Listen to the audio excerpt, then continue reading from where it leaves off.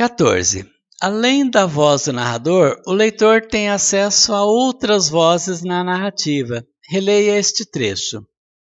A mãe queria tirar umas dúvidas. Com que roupa? O marido, à porta do quarto, confortável. E ela, vestido ou calça jeans? E ele, vestido. E ela, bolsa grande ou pequena? E ele, pequena. E ela com um fiozinho de impaciência. Mas afinal, aonde vamos?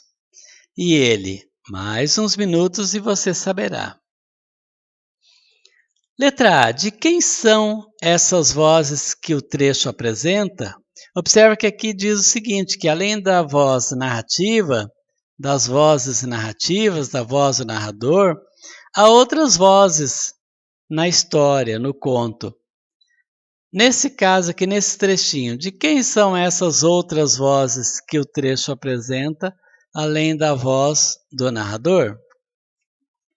B. Nesse trecho e no restante do texto, como essas e outras vozes estão destacadas, como você sabe que é a voz do narrador ou que é a voz de uma personagem? Como o autor destaca uma voz ou diferencia uma voz da outra?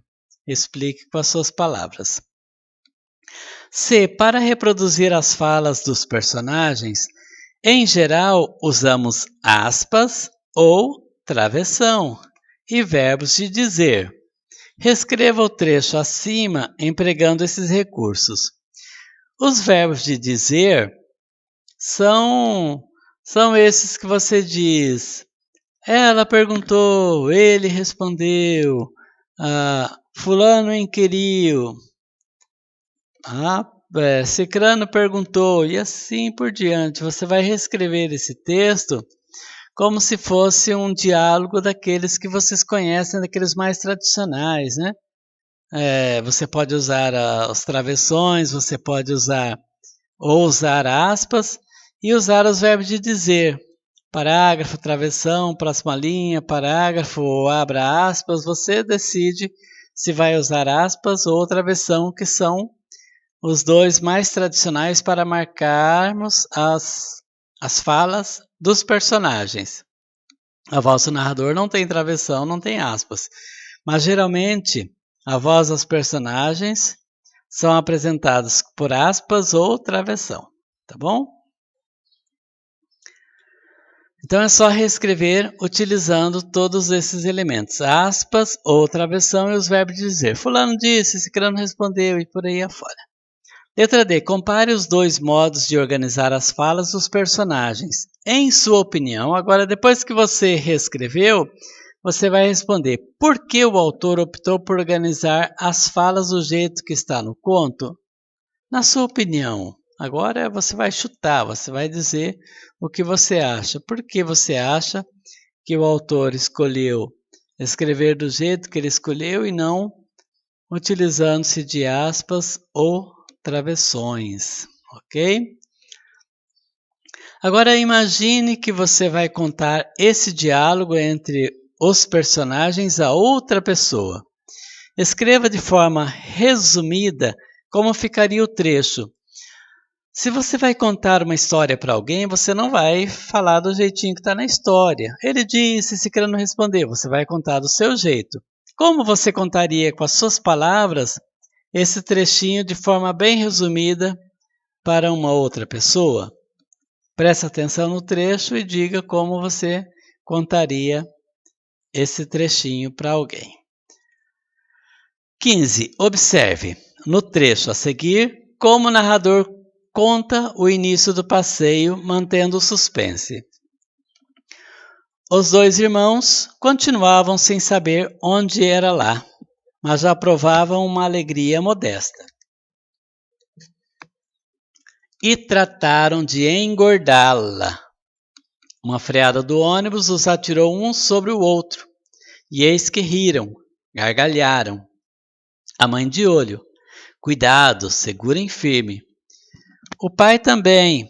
Era isso que desejava. Os filhos daquele jeito, o bom da diversão era ela toda o caminho.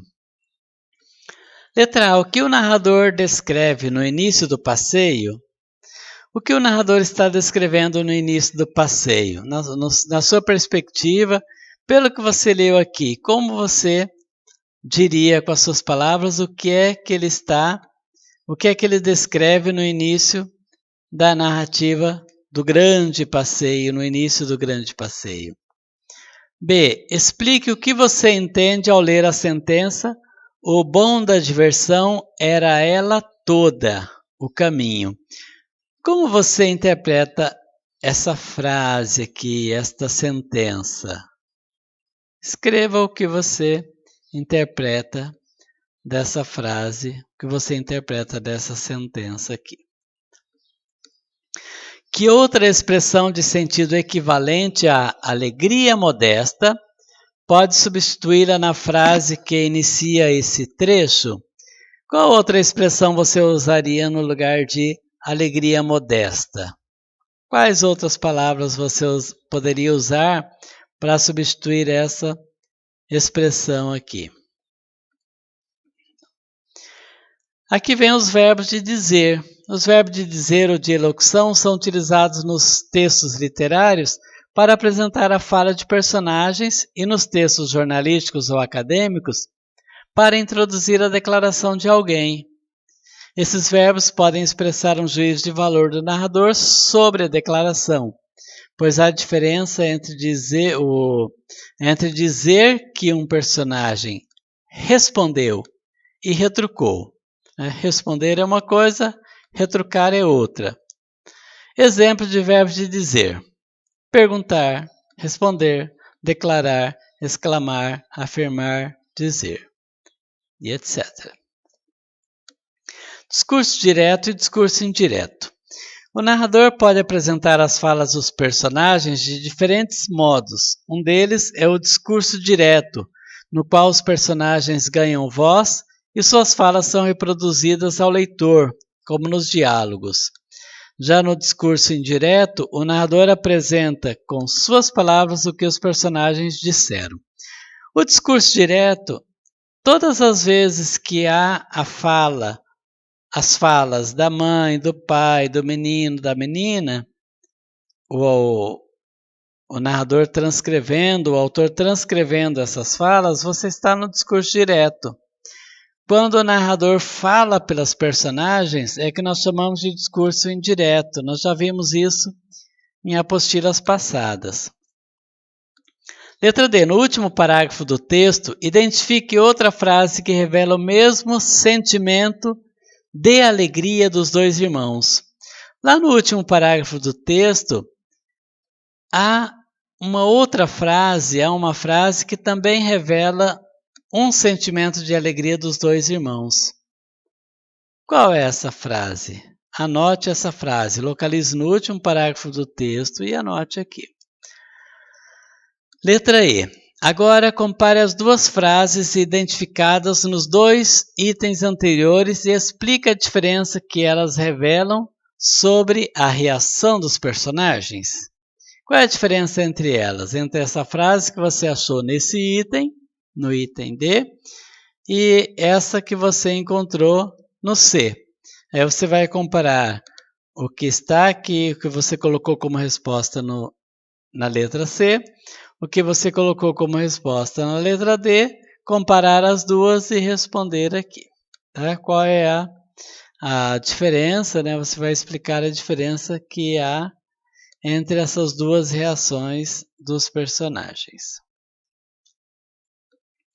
16. Ao longo da narrativa é possível verificar o emprego da linguagem figurada, que sugere imagens que ampliam o sentido de palavras e expressões.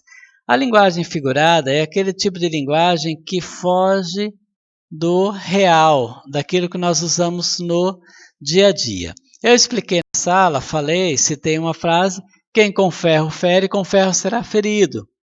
É um ditado popular. Quem com ferro fere, com ferro será ferido não é linguagem real, porque você não vai pegar um ferro e ferir alguém.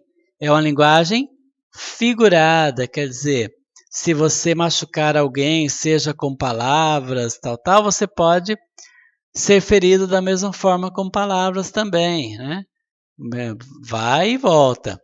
Então é a linguagem figurada. A linguagem real é aquela que pode ser provada, que realmente é aquilo mesmo. Então, se você falar que quem com ferro fere, com ferro será ferido, é a linguagem real, aí nós vamos ter as pessoas se machucando com os ferros. Não é isso que a frase quer dizer, que o ditado quer dizer. Tá bom? Então aqui vai falar justamente sobre isso. A letra A, você vai ligar as expressões ao sentido que pode ser atribuído a cada uma delas, ou seja, o sentido figurado, a linguagem figurada, de acordo com o contexto em que estão inseridas.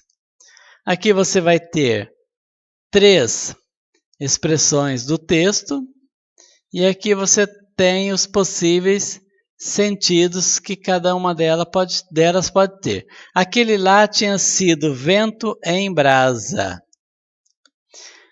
É uma linguagem figurada, vento em brasa. Qual dessas 3 explica esse vento em brasa?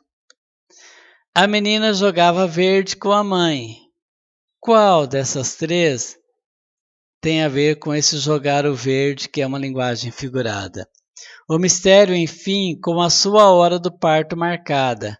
Qual das 3? Então basta você ir ligando os pontos. Vai ligando. Essa é com tal, essa é com tal, essa é com tal. Faça a ligação entre as 3.